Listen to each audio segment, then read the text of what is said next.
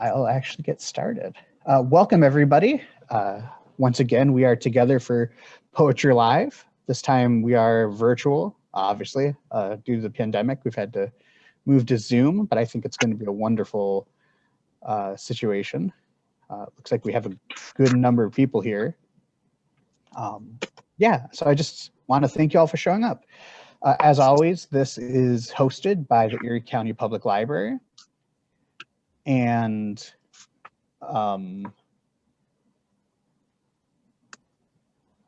yeah, this is hosted by the Erie County Public Library.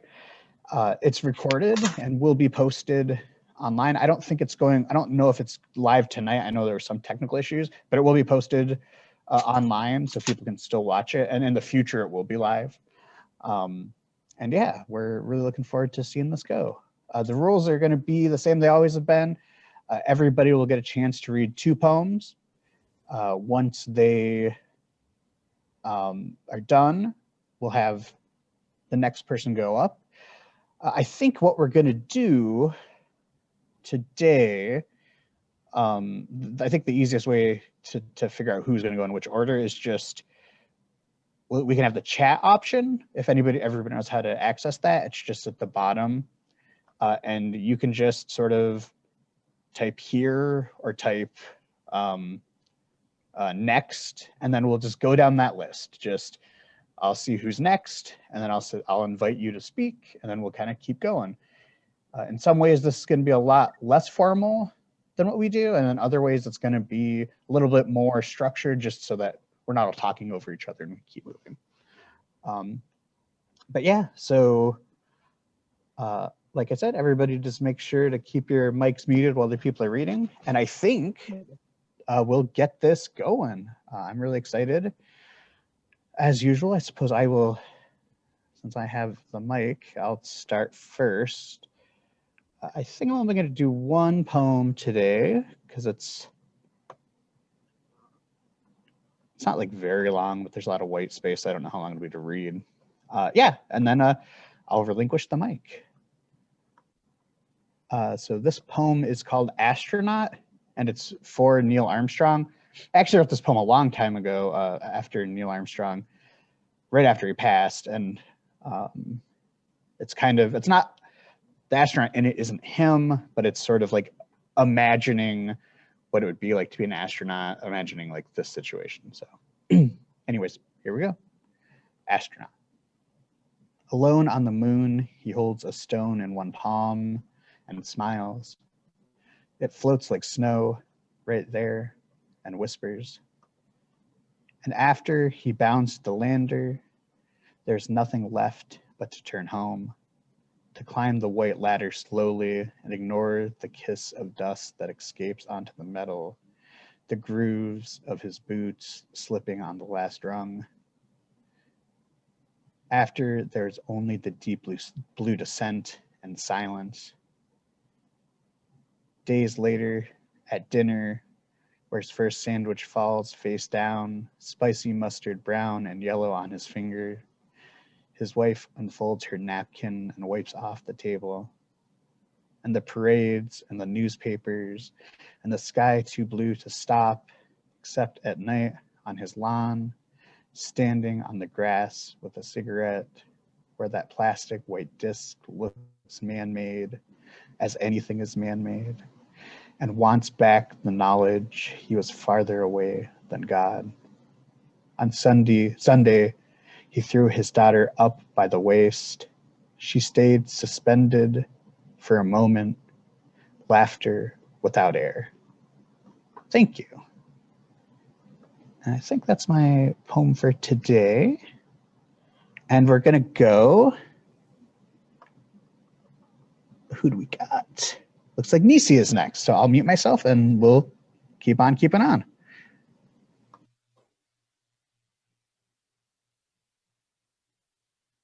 I thought I was ready, but okay, I think I'm ready now. I just gotta pull it up. Hi everyone. I missed everyone, and I really needed these nights. Can everybody hear me okay? Okay. So I needed these poetry nights because it's cathartic, and you know, it helps. I know it helps a lot of you too, but it helps to get some of these thoughts out that you get on paper, especially during this time where we're all quarantined and we're all inside. So it's really nice. So I appreciate you guys doing this for us. I'm going to read one that I wrote a couple of weeks ago called The Precocious Cucumber. That's the only one I'm going to read tonight. It's kind of long. So, The Precocious Cucumber. My mother, my dear mother, she was given a cucumber when she was on the edge of 15. Yes, a cucumber. She was nervous. She was anxious. She never had a cucumber before. But she, smart, curious, afraid, naive, had seen them before and didn't have any quarrels with them. She wasn't sure quite what to do with this cucumber. Everyone gave their opinion on what she should do with it. What they would do and what they would do if they had one. She would just reply to them, well, frankly, I don't give a damn. There was so much pressure on her to do the right thing with this cucumber. She became so overwhelmed. She just needed some relief and some time to gather items to properly prepare this cucumber. She had ideas. She found a vinegar jar. She placed the cucumber inside of the vinegar jar with the intentions on coming back to check on it later. An adolescent with limited knowledge and faith in her decision. When she did come back to check on it, her beloved cucumber, the smell was so strong she decided to put a tight lid on it and revisit that cucumber later. Time passed, and through no fault of her own, she had forgotten to check on that cucumber. And when she realized her mistake, she frantically rushed to see, but there was only a pickle. She cried, "Where is my cucumber? It was here when I left it. Someone took my cucumber." She had refused to believe that she had pickled the cucumber, no matter how many people tried to convince her. "This is not my fault," she said.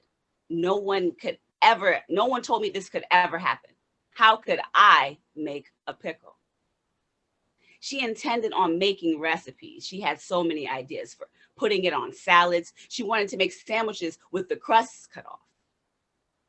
"You can do all of that with this pickle," people said. And of course, they were the type of people who loved pickles.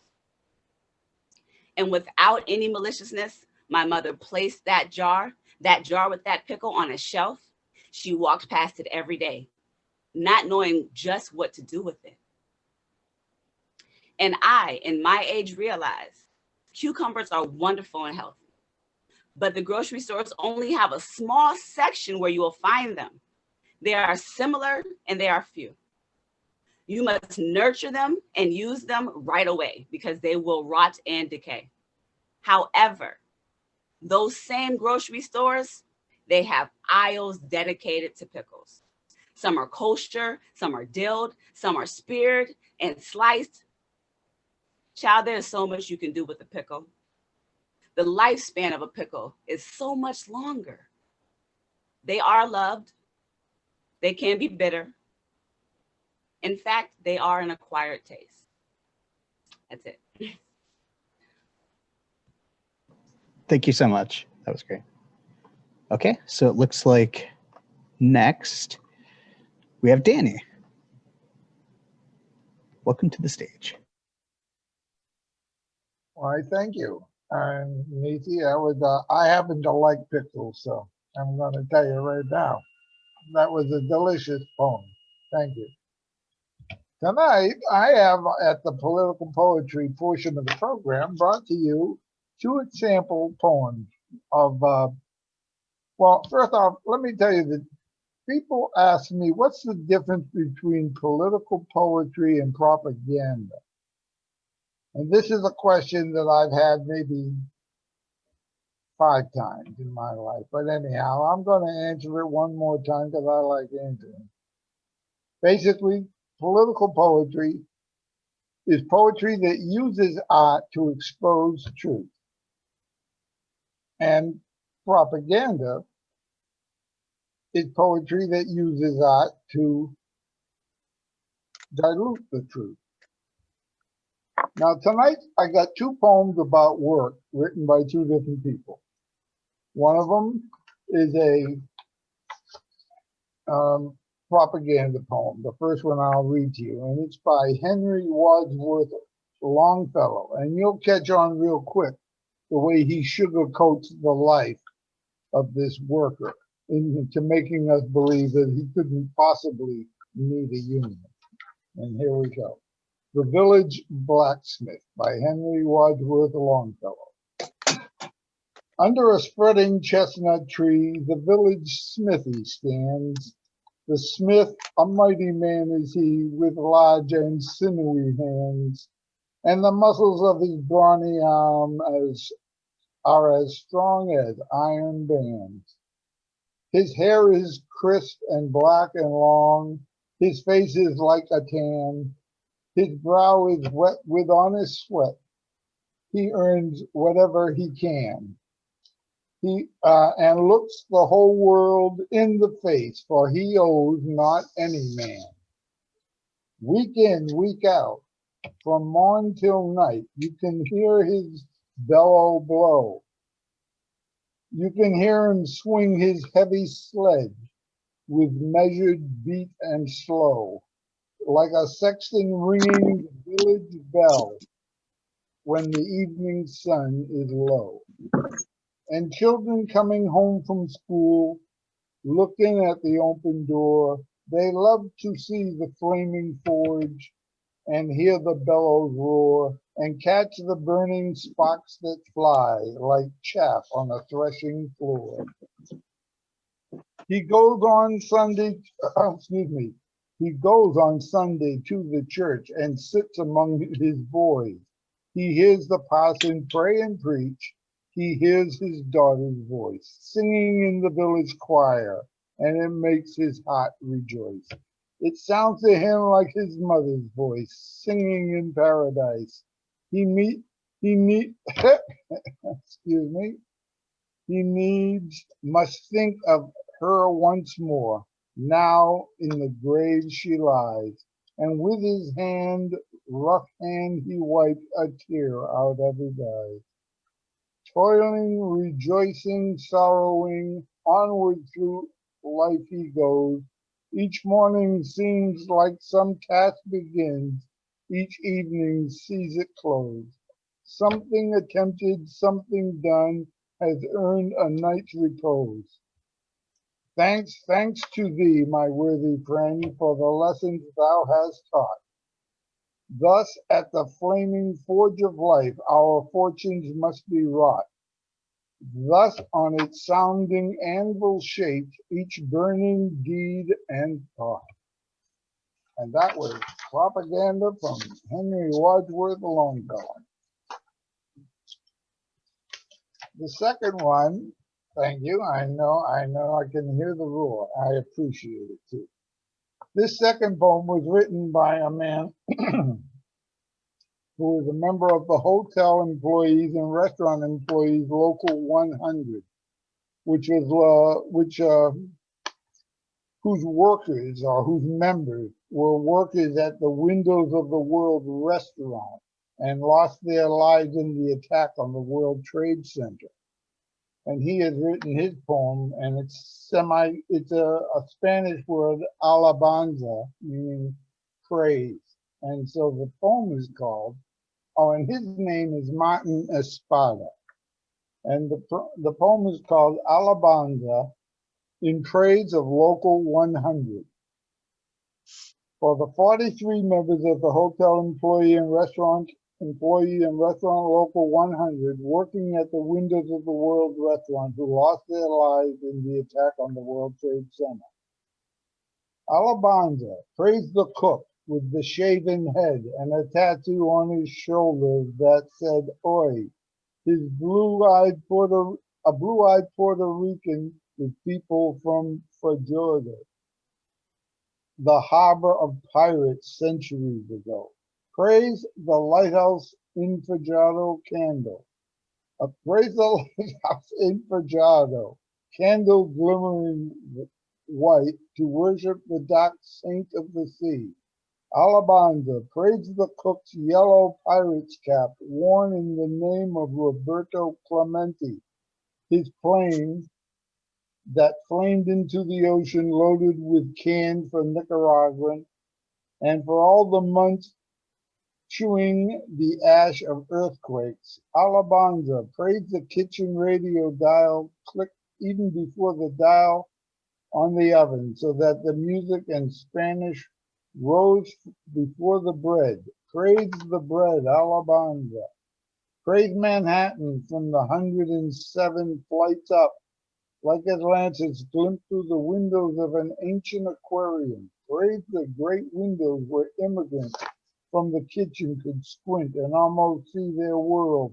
Hear the chant of nations: Ecuador, Mexico, Republican Dominica, Haiti, Yemen, Ghana, Bangladesh. Alabanza, praise the kitchen in the morning, where the gas burned blue on every stove and exhaust fans fired their diminished propellers.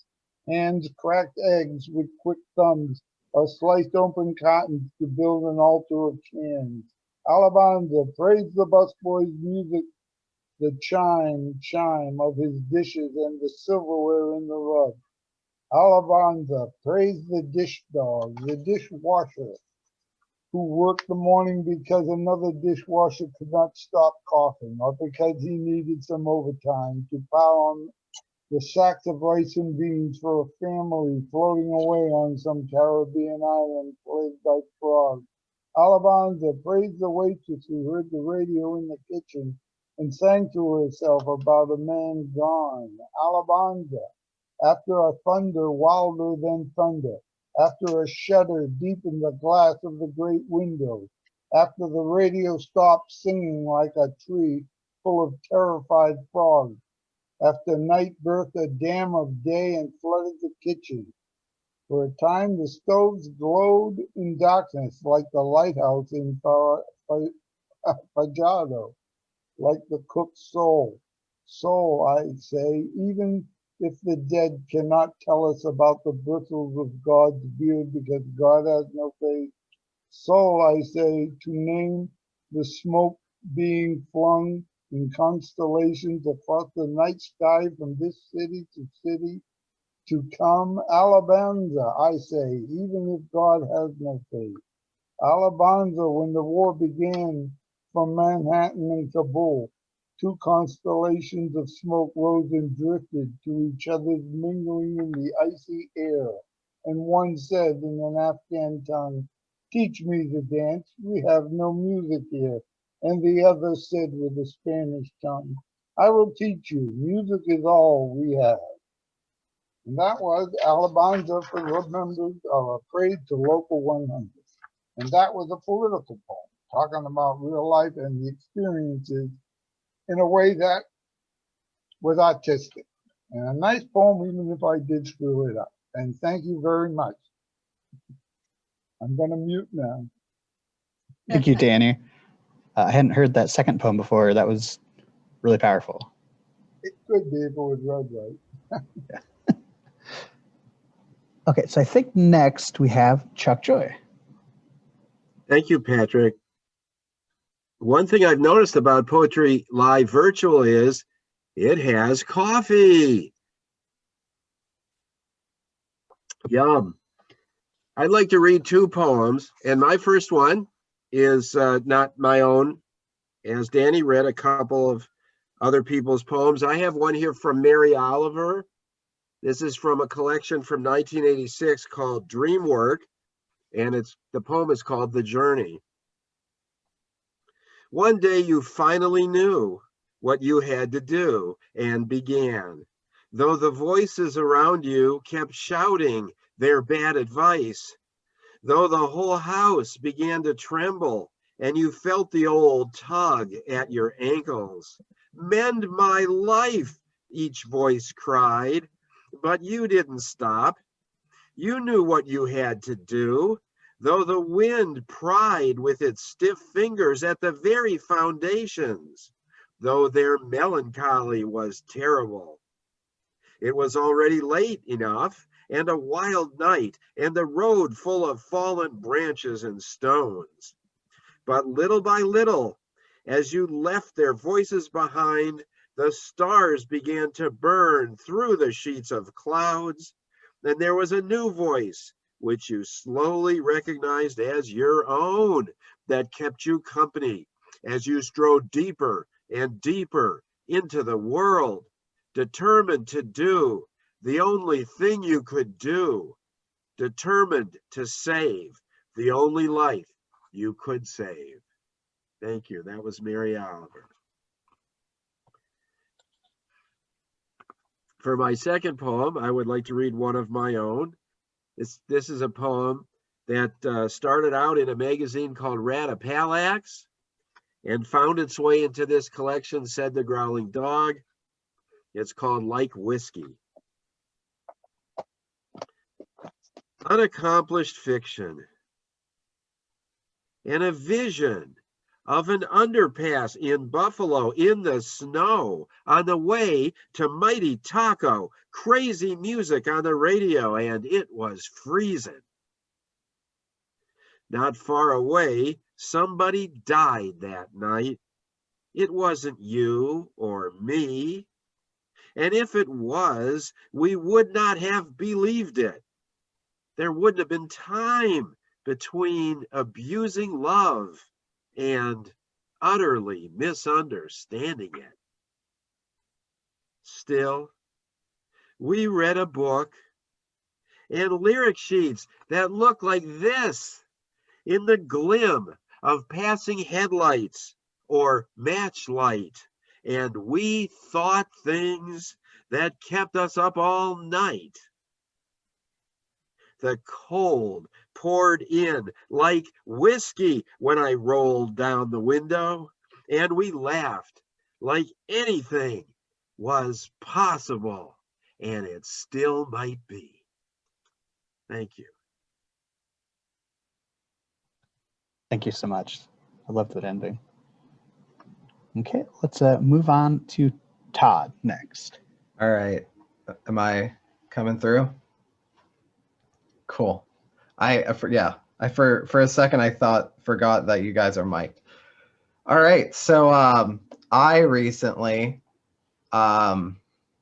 finished compiling a possible collection. So super excited, and I'm going to be reading two from that. These are kind of newer. So this one I wrote I think in the beginning of August, right around when I had to go to a hotel because they were fixing the siding and stuff and getting the lead out of the property. This poem is about trash day, and it's called Trash Day. Tell me about tomorrow, when the barrow rolls away all the dust and bones that are buried at the back of my desk drawer and at the bottom of my fridge. Reminisce with me about how almost a week ago those squeaky wheels wept up to the curb and the handlers used my waste as a tissue to feed an inconsolable beast. Just think, if it weren't for that wailing monstrosity, the dust would coagulate into fortifications, and the tomato from 3 months ago might have bred new life. It won't come any sooner, but I'm lining up for those gnashing gums to squish all of my troubles into a 2x2 cube. All right, yeah, that's Trash Day. And this one I wrote, I'm gonna say probably 2 or 3 weeks ago. I went on a reading spree and read a book about World War I. And at the end of the book on World War I, it said that the art movement of surrealism kind of came out as a direct reaction to World War I. So I went and I read the Surrealist Manifesto, which was a very difficult book. And it talked about automatic writing. And I realized that Doris was partly written in automatic writing. So this is a short poem written in that style, and it's called Lee. Stan bore the standard of a dreary mush march into the irregulatory movements of the day. the kerosene cleanup march, a brisket on rye. The supply seemed endless and inane. No stain in its lardy lapel, no room to mate, no spark to yell. Stan knew of only two things, the Talmud and herring. Bearing a pole and a book that dust shook itself off of, this duality fit him like a glove that, requiring 5 appendages, might be able to fit the whole human. All right, thank you. Strange. Thank you, Todd. Very good. Yeah, very interesting. Thank you. Okay, it looks like we have Mabel next. Hi, everyone. I'm very excited to see you guys, and I'm more excited to see your whole face again. So it's like during Poetry Live, we all had like ongoing mug shots, so that was like our new look. But now everybody, you all look incredible, just to let you know. So I'm gonna share 2 poems tonight. One's a little longer than the other, okay? But my style's pretty short, so one from the past and one is brand new. So I'll start with a longer one. Accept me as I am, for I am a jewel. I am for others, and I want to be for you. As the clock goes tick-tock, I am thinking of ways to make you smile and brighten your days. You are magnificent, an uncrowned king, the bars to a song that I will one day sing. Everything about you is a perfect match. One day I'll admit you are the perfect catch. I fell for you long before our first touch, a little bit deeper when I touched your locks, which happened to wrap around my soul. To be embraced by you is so natural. I've heard you sing so many times, but when you sang to me, I was inspired to write these lines. I admire you in so many ways, mostly for making time for me in your day. You seem to have a gift for finding jewels. I have that same gift represented in finding you. Perhaps one day we'll agree to let our guards down and see what can become of soulmates that are meant to be. United like the 50 states, chosen by the one that gives grace. We flow together like rivers and seas, like seeds once planted, blossoming into trees. My heart is locked, it has been for years. When I think of you, it brings me tears of joy, because you have always been there. What others observe as far away, I feel as near. They see superficial because they haven't witnessed the deep. Love expressed by your actions strategically. We are antagonistic in a positive way. You are the triceps, I am the biceps, perfectly fit together, reach further than the sky. I used to believe the sky was the limit until I decided to become synergistic with you. Thank you, guys. So, actually, I want to share a story about the background of the first time I shared that poem. Is actually the first time I shared something publicly was I saw Chuck Joy at Starbucks, and I said, will you take a moment to listen to a poem I've been working on? Like I really would like to share, but I feel as if I need to share with you first. So he took a moment to listen, and I felt like from this day on, I will share my poem. So thank you, Chuck. My next one is very short and sweet and memorable, so maybe you'll remember it and share it with someone else. So, love at first sight. Can we freeze this moment in time and then come back and revisit it over and over again? Thanks, guys. Thank you, Mabel. I like that, Mabel. Okay, so it does look like we still have plenty of time. Michelle, would you like to read tonight? Sure, I can read. I You have fine. a poem that I wanted to read. It's not mine. It's been one of those weeks where been a lot of sadness and death, and I just thought, well, I'll read one of my favorite poems. I usually only read happy things, but this is one of my favorite by W.H. Auden. I'm sure you all know it. It's called Funeral Blues. And this is how I'm kind of feeling. Lost my dog this week. A good friend of mine died. It's been kind of a sad week. So anyway, Funeral Blues by W.H. Auden. Stop all the clocks. Cut off the telephone. Prevent the dog from barking with a juicy bone. Silence the piano and the muffled drum. Bring out the coffin. Let the mourners come. Let aeroplanes circle moaning ahead. Scribbling on the sky the message he is dead. Put crepe boughs round the wide of the public doves. Let the traffic policemen wear black cotton gloves.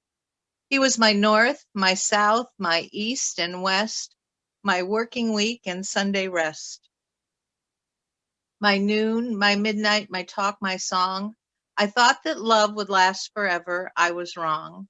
The stars are not wanted now. Put out every one.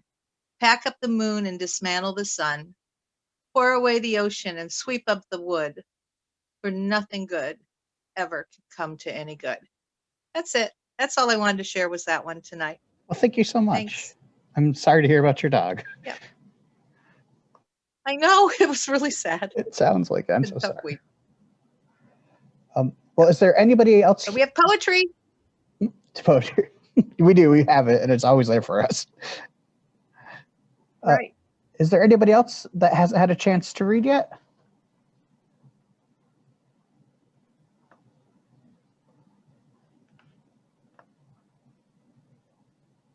I know we had a latecomer. I don't know if they wanted to read or just listen. I did mute you just because you had some background noise coming, Israel. So you have to unmute yourself if you'd like to speak. But you're free to read too before we move on.